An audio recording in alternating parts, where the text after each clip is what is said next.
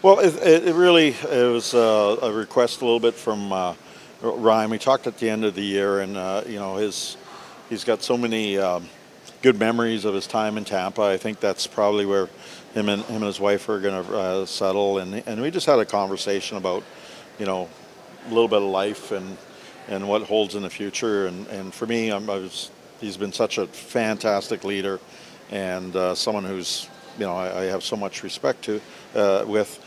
He says if there's ever an opportunity for me to get back to Tampa, uh, he asked if I would explore that a little bit. And so out of respect and type of person that Ryan is, talked to Julian and we made I think a fair deal that would allow us to have Ryan go back to Tampa Bay and do the right thing. There's sometimes in this game you try to do the right thing for good people, and Ryan is honestly one of the best leaders that I've ever been associated with, and I've had some great leaders, and he's up there with the greats. But more importantly, he's just one of the fantastic people that you're going to meet in this game, and he keeps things real.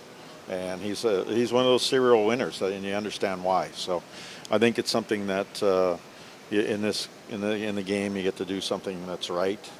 I try to do what's right for the person and the family, and totally understand that. So he'll be hard to replace because he's one of those special humans. But at the same time, we've been up for every challenge, and we have such a strong leadership group, obviously with Yos and Juice and Philip Forsberg and Ryan O'Reilly and Colton Sissons and Luke Shen and people like that. We're still in a good place.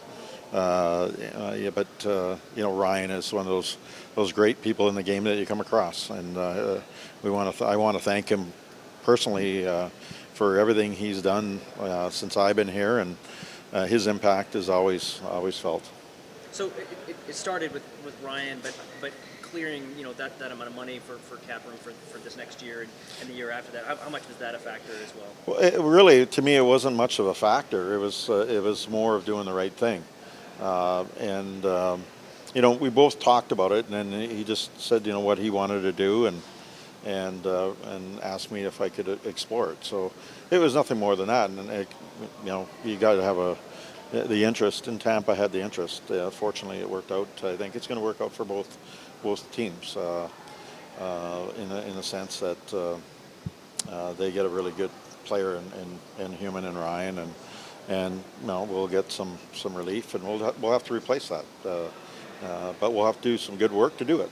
You mentioned getting younger was a big thing for you guys at your end of season presser. Does this kind of give you an opportunity? Well, it does, and that wasn't one that I had foreseen, but it does give a lot of opportunity for our young defense to have some impact, and then probably some flexibility now that just because of the retention and all the stuff that we have going on with what I did last summer, will probably give us a little more flexibility to maybe be a little more active in some free agency that probably weren't considering to be in. So. With something like $25 million, I haven't done the math exactly, but something like that left. There's a lot of big names out there. One of those is Mitch Marner. Is that a name that you look at now? You've got the money to kind of take that on. Is that a name that? I don't think Mitch is a free agent. Okay. So that wouldn't be.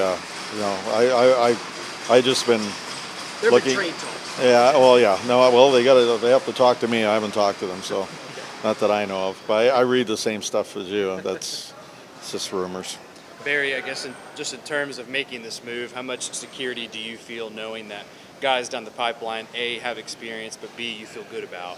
Well, I think I feel good is that a lot of those young guys have come up and given us snippets. Now, you got to, if they get an opportunity, you got to do the best with that opportunity.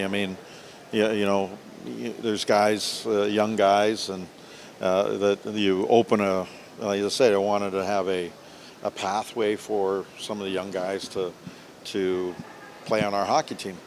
Now, what they do with that opportunity, it's up to them. If you can't, opportunity doesn't mean that you're just going to put you on the team and doesn't matter what you do. You got to produce if you're going to be on the team. So, any young guy, I think the good thing is that happened this year is we had a lot of young guys in our lineup, and we flipped some of them out and had them play more minutes. And good example is a Parson and a Tomasino. They've played a number of games in the National Hockey League, and they weren't playing heavy minutes for us. And we were in a position where it was probably looking like we would probably be a seller. And so I flipped a couple guys out so that they would get more ice time, thinking that we might be a seller, and they would be ready for those bigger minutes and play more of those key situations. We go on a big run, and so we put in a position to maybe add some people. Did that, and those guys are still playing, and that's the best development is playing deep in the playoffs. And now they got to do that. That was an opportunity, for instance, in Parsons' situation.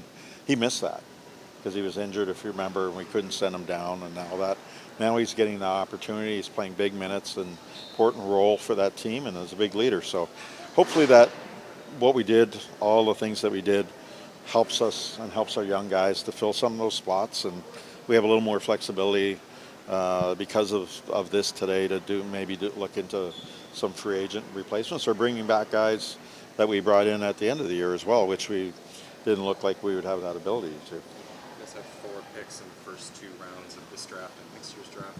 How much do you like kind of the draft capital perspective of this? Well, from a draft capital perspective, I think we're set up pretty good. Usually, we want to have a sort of a pipeline of guys rolling every year, 1 or 2 guys that are, going to be in the pipeline, and we've been able to do that last couple of years.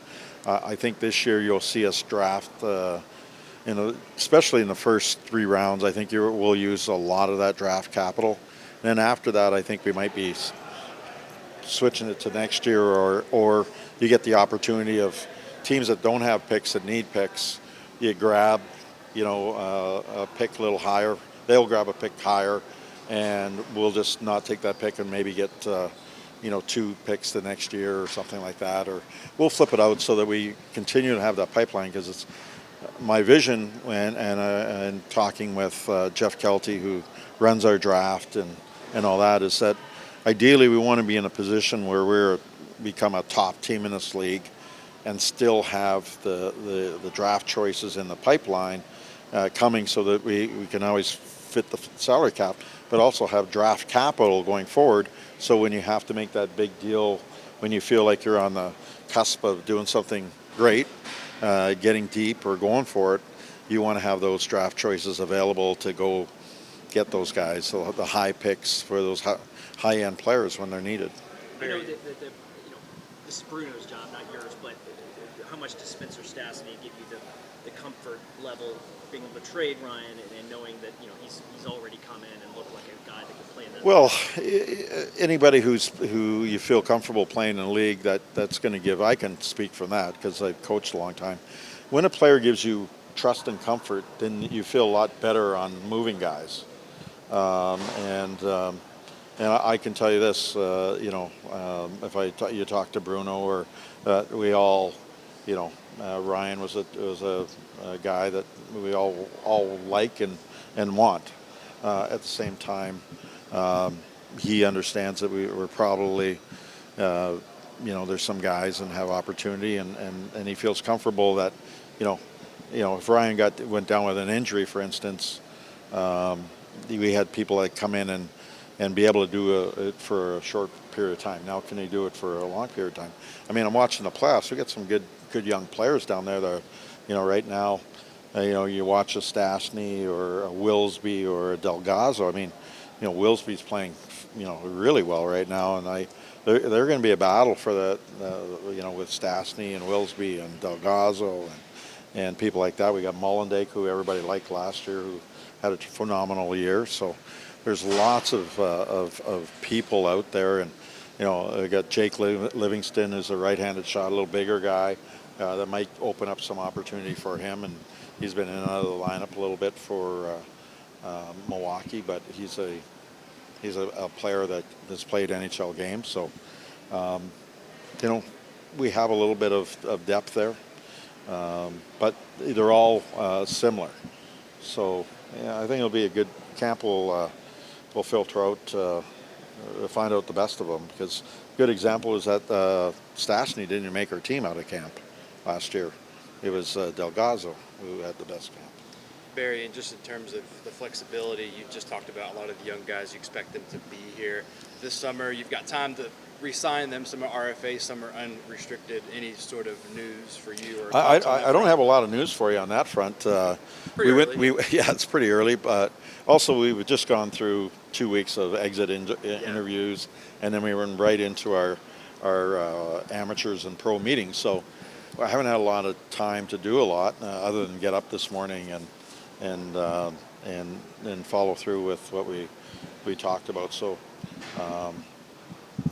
going forward, we've got some things that we want to get out there. I got to do my due diligence in terms of what teams are trying to do and get out there and our own free agents. I mean, I've got to talk to guys like, restricted free agents. I want to talk to, Carrier's agent. I want to talk to Beauvillier and Zucker and a bunch of the guys that are, Sherwood's, all those guys. I want to make sure I touch base with their agents and, we have their rights till July 1. As they get closer to July 1, then most of them will go, I want to go to July 1 and see what's out there.